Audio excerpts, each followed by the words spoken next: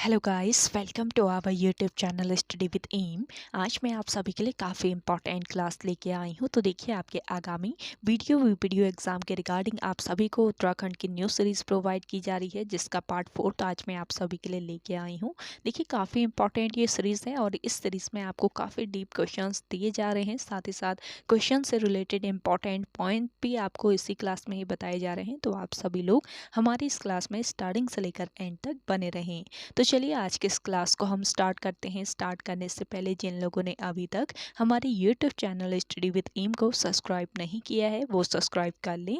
साथ ही साथ बगल में जो बेल आइकन दिख रहा है, इसे भी प्रेस कर लें, ताकि हम कोई भी वीडियो डालते हैं तो उसका नोटिफिकेशन आपके पास जल्द से जल्द पहुंच जाए। आप सभी लोग हमारे टेलीग्राम चैनल को भी ज्वाइन कर सकते हैं। ये भी स्टडी विद एम के नाम से ही बना हुआ है और टेलीग्राम चैनल पर रात को 8 बजे क्विज का भी आयोजन किया जाता है। काफ़ी इंपॉर्टेंट क्वेश्चन आपको क्विज के रूप में दिए जा रहे हैं, तो आप कोई ज्वाइन कर सकते हैं। तो चलिए, आज के सेशन को हम स्टार्ट करते हैं और इस सेशन का पहला क्वेश्चन है, राज्य के किस लोक नृत्य में रामतुला वाद्य यंत्र अनिवार्य है। तो देखिए, राज्य का ये लोक नृत्य है हारुल नृत्य, जिसमें रामतुला वाद्य यंत्र अनिवार्य है। ऑप्शन फर्स्ट इस क्वेश्चन का करेक्ट आंसर हो जाएगा। देखिए, हारुल जो नृत्य है ये किस जनजाति द्वारा किया जाता है? जौनसारी जनजाति द्वारा।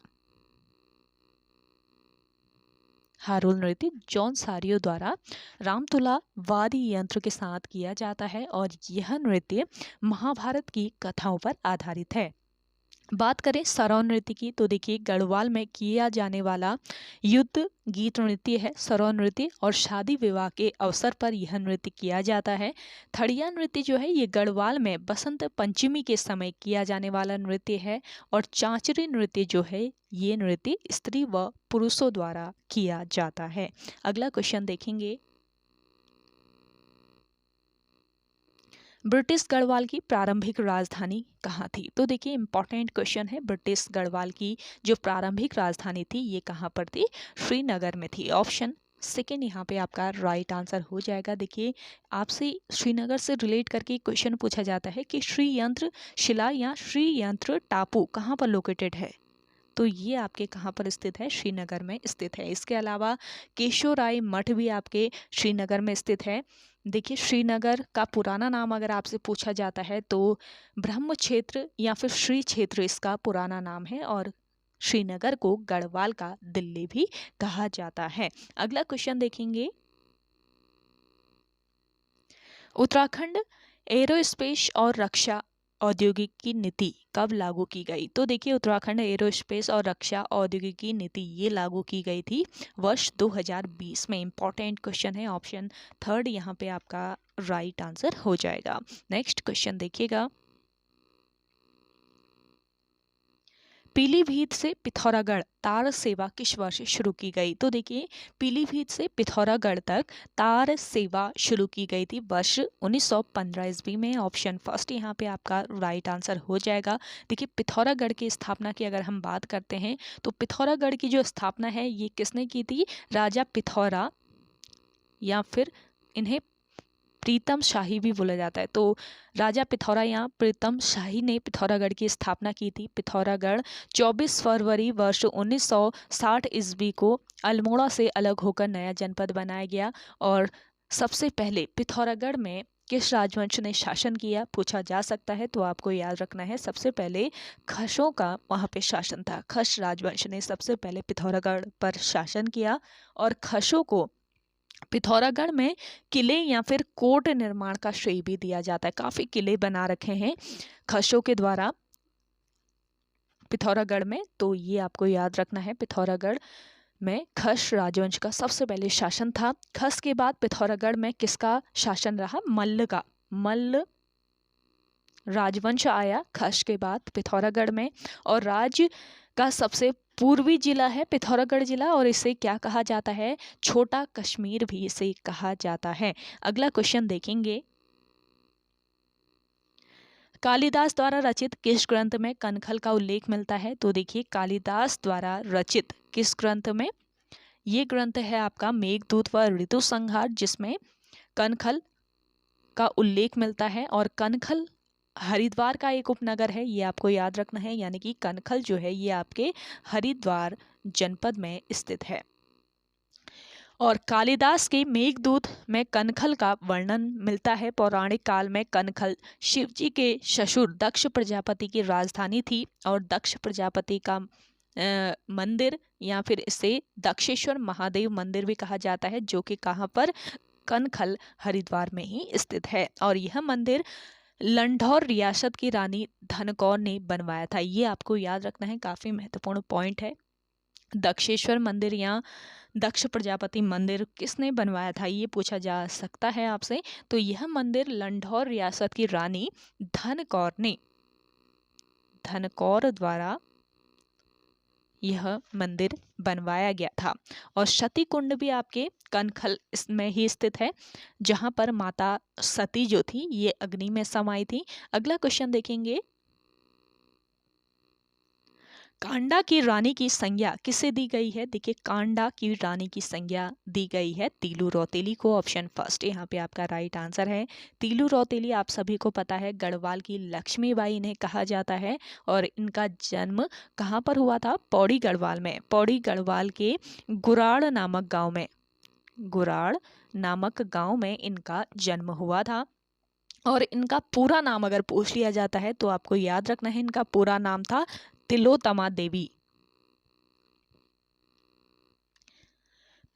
देवी इनका पूरा नाम था। और गढ़वाल में 8 अगस्त को तीलू रौतेली की जयंती मनाई जाती है। तीलू रौतेली की हत्या किसने की पूछ लिया जाए तो देखिए, तीलू रौतेली की जो हत्या हो गई थी ये 22 वर्ष की आयु में ही हो गई थी। 22 वर्ष की आयु में पूरी नयार नदी के तट पर इनकी हत्या हुई। और किसने इनकी हत्या की थी, कत्यूरी सैनिक रामू रजवार जो कि कत्यूरी सैनिक था, तो इसने इनकी हत्या कर दी थी। अगला क्वेश्चन है आपका,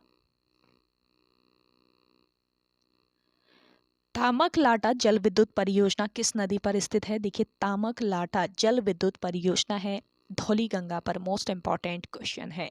देखिए, पश्चिमी धौली गंगा की अगर हम बात करते हैं तो कहाँ से यह नदी निकलती है, पश्चिमी धौली गंगा। देखिए, पश्चिमी धौली गंगा जो है ये धौलगिरी के कुन-लुन श्रेणी से निकलती है। और इसकी सहायक नदी कौन कौन सी हैं, इसकी सहायक नदियां हैं, एक तो है आपकी गिरथी नदी, दूसरी नदी है ऋषि गंगा।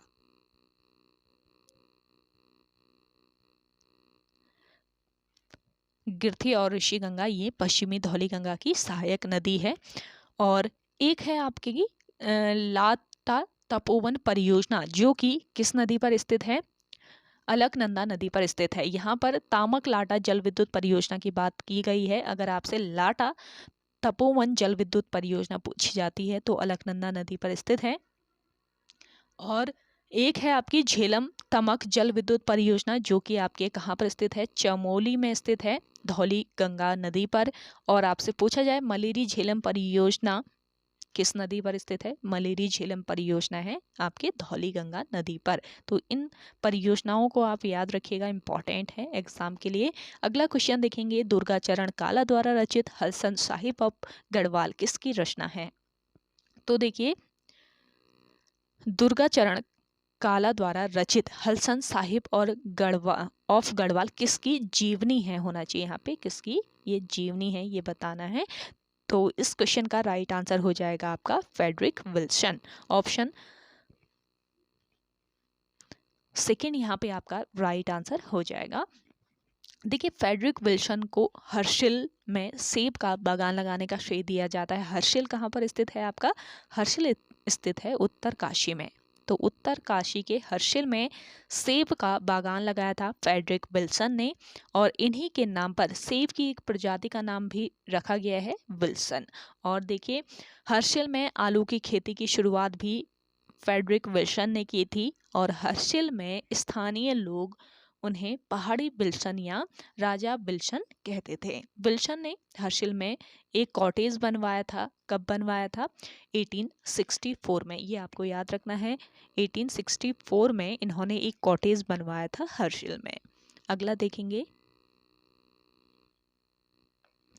किस वर्ष वृक्षों की कटाई के विरुद्ध टिहरी की भिलंगना क्षेत्र में रक्षा सूत्र आंदोलन चला था? तो देखिए काफी महत्वपूर्ण आपका ये क्वेश्चन है, तो करेक्ट आंसर हो जाएगा आपका 1994 यानी कि 1994। ऑप्शन 4 तो बिल्कुल करेक्ट आंसर है आपका। देखिए रक्षा सूत्र आंदोलन जो है ये कहाँ पर चला था? टिहरी गढ़वाल में चला था। टिहरी के भिलंगना क्षेत्र में वर्ष 1994 में यह आंदोलन हुआ था और इस आंदोलन के तहत भिलंगना नदी क्षेत्र में पेड़ों के कटान रोकने के लिए पेड़ों पर रक्षा सूत्र बांधा गया। और इस आंदोलन का नेतृत्व किसने किया था? पूछा जा सकता है, काफी महत्वपूर्ण रहता है, पूछा जा सकता है। इस तरीके के क्वेश्चन अक्सर पूछे जाते हैं। इस आंदोलन के प्रणेता कौन थे? कई बार पूछा गया है आयोग के द्वारा। तो यहाँ पे रक्षा सूत्र आंदोलन की बात हो रही है, तो रक्षा सूत्र आंदोलन के प्रणेता थे सुरेंद्र सिंह। सुरेंद्र सिंह या इन्हें सुरेंद्र भाई भी कहा जाता है। तो सुरेंद्र सिंह ने इस आंदोलन का नेतृत्व किया था। अगला देखेंगे, इनसाइड उत्तराखंड टुडे पुस्तक के लेखक कौन है? देखिए इनसाइड उत्तराखंड टुडे पुस्तक के लेखक हैं RS टोलिया। ऑप्शन सेकंड यहाँ पे आपका राइट आंसर हो जाएगा। RS टोलिया, इनका पूरा नाम है रघुनंदन सिंह टोलिया, ये आपको याद रखना है। आप सभी को ये सेशन पसंद आ रहा है तो लाइक कर लें। जिन लोगों ने अभी भी हमारे YouTube channel study with M को सब्सक्राइब नहीं किया है वो सब्सक्राइब कर लीजिए। देखिए काफ़ी इंपॉर्टेंट कंटेंट आप सभी को स्टडी विद एम के द्वारा दिया जा रहा है डेली, तो आप सभी लोग स्टडी विद एम को सब्सक्राइब कर लीजिए जिन लोगों ने नहीं किया हुआ है। और आप सभी लोग से छोटा सा रिक्वेस्ट रहेगा, इस सेशन को शेयर जरूर कीजिएगा। अगला क्वेश्चन देखते हैं, उत्तराखंड राज्य की प्रथम जल विद्युत परियोजना है। देखिए उत्तराखंड राज्य की प्रथम जल विद्युत परियोजना है ग्लोगी जल विद्युत परियोजना। ऑप्शन फर्स्ट यहाँ पे आपका राइट आंसर है। और यह जल विद्युत परियोजना कहाँ पर स्थित है? मसूरी में स्थित है। मसूरी में ग्लोगी जल विद्युत परियोजना स्थित है। देखिए ग्लोगी जल विद्युत परियोजना की स्थापना की बात करें तो वर्ष 1907 ईस्वी में मसूरी के भट्टा फॉल जलप्रपात पर इसकी स्थापना की गई थी। ये याद रखेंगे, मसूरी भट्टा फॉल जलप्रपात पर इसकी स्थापना की गई थी 1907 में इसकी स्थापना की गई थी। और वर्ष 1909 में इस परियोजना में विद्युत उत्पादन शुरू हुआ। और वर्ष 1912 की अगर हम बात करते हैं तो वर्ष 1912 में परियोजना से मसूरी नगर पालिका में विद्युत वितरण शुरू किया गया। और वर्ष 1914 में इस परियोजना का निर्माण कार्य पूरा हुआ था। इससे पहले ही इसे चालू कर दिया गया, पूरा होने से पहले ही चालू कर दिया गया था इसे। और इस परियोजना की विद्युत उत्पादन क्षमता कितनी है? इंपॉर्टेंट पॉइंट है ना, ये भी पूछा जा सकता है। तो 1000 किलोवाट की ये परियोजना थी। और यह भारत की दूसरी तथा उत्तर भारत की प्रथम परियोजना है, जल विद्युत संयंत्र है। ये आपको याद रखना है, यह भारत का दूसरा और उत्तर भारत का पहला विद्युत संयंत्र है। अगला क्वेश्चन देखेंगे, देहरादून से प्रकाशित पत्र का नया जमाना के संपादक कौन थे? तो देखिए देहरादून से प्रकाशित पत्र है और इस पत्र का नाम है नया जमाना। इसके संपादक कौन है ये बताना है। तो देखिए करेक्ट आंसर हो जाएगा आपका यहाँ पे राधा कृष्ण कुकरेती। ऑप्शन थर्ड बिल्कुल राइट आंसर हो जाएगा। देखिए नया जमाना पत्र कहाँ से प्रकाशित होता है? देहरादून से इसका प्रकाशन हुआ था 1956 में। 1956 से इसका प्रकाशन शुरू हुआ। और वर्ष 1998 से देहरादून से गढ़वाली भाषा का समाचार पत्र शुरू किया गया था, यानी कि इसका प्रकाशन हुआ था। और इसका नाम क्या है? रंत रैबार। इसको भी याद रखेंगे, इंपॉर्टेंट पॉइंट है, रंत रैबार। इसका प्रकाशन 1998 में शुरू किया गया था देहरादून से। और ये गढ़वाली भाषा का समाचार पत्र था। और 2001 में एक पत्रिका और प्रकाशित हुई थी देहरादून से, धाद नामक पत्रिका। कब हुई थी? 2001 में। और इसका प्रकाशन भी कहाँ से हुआ था? देहरादून से ही शुरू हुआ था। तो ये कुछ पत्रिकाएं हैं जो कि आयोग के द्वारा पूछी जा सकती हैं, इनको ध्यान रखें। अगला क्वेश्चन देखते हैं, निम्न में से उत्तराखंड राज्य की सबसे लंबी पैदल यात्रा है। तो देखिए यहाँ पे थोड़ा सा आप ध्यान दीजिएगा, उत्तराखंड राज्य की सबसे लंबी यात्रा नहीं पूछी गई है, यहाँ पे सबसे लंबी पैदल यात्रा कौन सी है ये पूछी गई है। तो ये आपको याद रखना है, जो आपके ऑप्शन दिए गए हैं उनमें से ही आपको बताना है कि उत्तराखंड राज्य की सबसे लंबी पैदल यात्रा कौन सी है। आपको अगर आंसर आ रहा है इसका तो कमेंट कीजिए जल्दी से। तो देखिए इस क्वेश्चन का राइट आंसर हो जाएगा आपका अस्कोट आराकोट यात्रा। उत्तराखंड राज्य की इनमें से सबसे लंबी पैदल यात्रा है अस्कोट आराकोट यात्रा। अगला क्वेश्चन देखेंगे, खबर का मुंह विज्ञापन से ढका है, किसका काव्य संग्रह है ये बताना है। तो देखिए यह काव्य संग्रह है लीलाधर जगूड़ी का। ऑप्शन थर्ड बिल्कुल राइट आंसर आपका यहाँ पे हो जाएगा। देखिए लीलाधर जगूड़ी, इनके जन्म की अगर हम बात करते हैं तो 1944 1944 में टिहरी गढ़वाल में इनका जन्म हुआ था। और वर्ष 1997 में लीलाधर जगूड़ी को उनकी रचना है एक अनुभव के आकाश में चांद, इसके लिए इन्हें साहित्य अकादमी पुरस्कार से सम्मानित किया गया। वर्ष 2018 में इन्हें व्यास सम्मान मिला था। किस रचना के लिए? जितने लोग उतने प्रेम रचना के लिए इन्हें व्यास सम्मान से सम्मानित किया गया था। अगला क्वेश्चन देखेंगे, कुली बेगार के किस अधिवेशन में मथुरा दत्त नैथानी द्वारा कुली उतार प्रस्ताव पारित किया गया? देखिए यहाँ पे थोड़ा सा आपका क्वेश्चन जो है ये गलत टाइप हो गया है। यहाँ पे आपका क्वेश्चन होना था कुली बेगार की जगह कुमाऊं परिषद के किस अधिवेशन में मथुरा दत्त नैथानी द्वारा कुली उतार प्रस्ताव पारित किया गया, इस तरीके से ये क्वेश्चन होना था। तो थोड़ा सा गलत टाइप हो गया है, उसके लिए आप सभी लोग माइंड मत कीजिएगा। चलिए तो देखिए यहाँ पे ये अधिवेशन था तीसरा अधिवेशन, कुमाऊं परिषद का ये अधिवेशन था तीसरा अधिवेशन, जिसमें मथुरा दत्त नैथानी द्वारा कुली उतार प्रस्ताव पारित किया गया। तीसरा अधिवेशन कहाँ पर हुआ था? देखिए कोट द्वार में यह अधिवेशन हुआ था। और इस अधिवेशन की अध्यक्षता की थी बद्रीदत्त जोशी ने।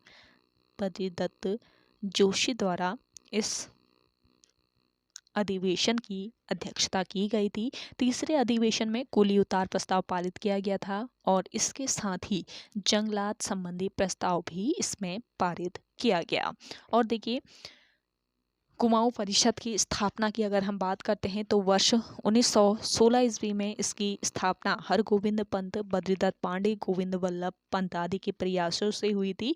और इस परिषद की स्थापना का उद्देश्य क्या था? सामाजिक, आर्थिक, राजनीतिक व शिक्षा संबंधी समस्याओं का हल खोजना, ये आपको याद रखना है। और देखिए वर्ष 1917 ईस्वी में कुमाऊं परिषद का पहला अधिवेशन होता है। कहाँ पर हुआ था? कुमाऊं परिषद का पहला अधिवेशन हुआ था आपके अल्मोड़ा में, ये आपको याद रखना है। वर्ष 1917 में पहला अधिवेशन हुआ था अल्मोड़ा में। और इस अधिवेशन की अध्यक्षता सेवानिवृत्त डिप्टी कलेक्टर जयदत्त जोशी ने की थी। और इसके अलावा कुमाऊं परिषद की जो दूसरी बैठक यानी जो दूसरा अधिवेशन हुआ था ये 24 से लेकर 25 दिसंबर 1918 में हुआ था। वर्ष 1918 में हुआ था, हल्द्वानी में हुआ था। और जो हल्द्वानी में अधिवेशन हुआ था सेकेंड वाला, तारादत्त गैरोला इसके अध्यक्ष थे। कुमाऊं परिषद की तीसरी बैठक हुई थी 22 से लेकर 24 अक्टूबर 1919 को। और इसकी अध्यक्षता की थी बद्रीदत्त जोशी ने। थर्ड वाला जो हुआ था ये 1919 में हुआ था और इसकी अध्यक्षता बद्रीदत्त जोशी ने की थी। कुमाऊं परिषद की चौथी बैठक की बात करें तो वर्ष 1920 ईस्वी में चौथा अधिवेशन हुआ था। कहाँ पर? काशीपुर में, ये आपको याद रखना है। 24 में काशीपुर में हुआ था। और 1926 ईस्वी में कुमाऊं परिषद को कांग्रेस में विलय कर दिया गया था। और देखिए 1919 के तीसरे अधिवेशन को हिंदू मुस्लिम एकता के प्रतीक के रूप में भी जाना जाता है। इस पॉइंट को भी आप ध्यान रखिएगा। चलिए अगला क्वेश्चन देखते हैं। अगला क्वेश्चन है कोठारी व चोखम दोन स्थित हैं। तो देखिए कोठारी व चोखम दोनों ये आपके पौड़ी गढ़वाल में स्थित हैं। ये आपको याद रखना है, इंपॉर्टेंट क्वेश्चन है। देखिए मध्य हिमालय व शिवालिक श्रेणी के बीच पाई जाने वाली जो क्षैतिज व चौरस घाटियां होती हैं इनको कहा जाता है क्या? दून कहा जाता है। और पूर्वोत्तर भाग में दून घाटियों को क्या कहा जाता है? द्वार कहा जाता है। पूर्वोत्तर भाग में इन दून घाटियों को द्वार कहा जाता है। दून घाटियों की जो औसत ऊंचाई होती है ये होती है 350 मीटर से लेकर 750 मीटर तक। और राज्य का सबसे बड़ा दून कौन सा है पूछ लिया जाए, आप में से बहुत लोगों को पता होगा। देहरादून जो है ये राज्य का सबसे बड़ा दून है। जिन्हें नहीं पता है वो नोट कर लीजिए। और इसकी लंबाई कितनी है? 75 किलोमीटर। राज्य का सबसे लंबा दून है देहरादून और इसकी लंबाई है 75 किलोमीटर व चौड़ाई 24 से लेकर 32 किलोमीटर तक। अगला क्वेश्चन देखेंगे। अगला क्वेश्चन है आपका, लाखा मंडल में मिले खंडित लेख का संबंध किस वंश से है? तो देखिए लाखा मंडल में मिले खंडित लेख का संबंध है छंगलेस वंश से। ऑप्शन फर्स्ट बिल्कुल राइट आंसर है। और इन खंडित अभिलेखों में 7 राजाओं के नाम मिलते हैं। पहला नाम किसका मिलता है इसमें? पहला नाम मिलता है नरपति जयदास का। अगला क्वेश्चन है, हिमालय की बेटी रचना किसकी है? देखिए हिमालय की बेटी रचना है राधा भट्ट की। ऑप्शन फोर्थ बिल्कुल राइट आंसर हो जाएगा। देखिए राधा भट्ट का जो जन्म है ये 1934 ईस्वी में हुआ था। कहाँ पर? अल्मोड़ा जनपद के धुरका में इनका जन्म हुआ। राधा भट्ट जो है ये वर्ष 1957 से लेकर वर्ष 1961 तक भूदान यात्रा में सक्रिय रही। इसके अलावा इन्होंने खनन के विरुद्ध खीराकोट पर्यावरण आंदोलन का नेतृत्व किया था। और देखिए वर्ष 1992 में इन्हें जमनालाल बजाज पुरस्कार से सम्मानित किया गया। अगला क्वेश्चन देखेंगे, मोगधुरा दर्रा किस जनपद में स्थित है? देखिए मोगधुरा दर्रा स्थित है आपके चमोली में। ऑप्शन थर्ड बिल्कुल राइट आंसर है। इसके अलावा एक धुरा और है लातू धुरा। लातू धुरा दर्रा कहाँ पर स्थित है पूछा जाए, ये भी आपके कहाँ पर स्थित है? चमोली में। इसके अलावा टोपी धुंगा दर्रा, टोपी धुंगा दर्रा भी आपके चमोली में स्थित है, ये आपको याद रखना है। और कालिंदी दर्रा कहाँ पर स्थित है पूछा जाए तो उत्तरकाशी व चमोली के बीच स्थित है कालिंदी दर्रा। जबकि किंगरी बिरंगरी दर्रा जो है ये भी आपके चमोली में ही स्थित है। अगला देखेंगे, कुमुद द्वार किस स्थान का पुराना नाम है? देखिए कुमुद द्वार पुराना नाम है कोट द्वार का। ऑप्शन फर्स्ट बिल्कुल राइट आंसर है। गढ़वाल का प्रवेश द्वार कहा जाता है कोट द्वार को। और गढ़वाल का राष्ट्रीय कंज भी इसी को ही कहा जाता है। और देखिए कोट द्वार को नगर का दर्जा मिला था 1901 ईस्वी में। और वर्ष 1909 में कोट द्वार को लैंसडाउन सड़क मार्ग से जोड़ा गया था। तो इन पॉइंट्स को भी आपको याद रखना है। तो ओके गाइज, आज के सेशन में इतना ही। आई होप आप सभी को आज का ये सेशन काफ़ी पसंद आया होगा। अगर आप सभी को आज का ये सेशन पसंद आता है तो इस सेशन को लाइक कीजिएगा, शेयर कीजिए। जिन लोगों ने अभी भी हमारे YouTube channel study with M को सब्सक्राइब नहीं किया है वो सब्सक्राइब कर लें। तो चलिए मिलते हैं एक नेक्स्ट इंटरेस्टिंग वीडियोज़ के साथ। तब तक के लिए धन्यवाद।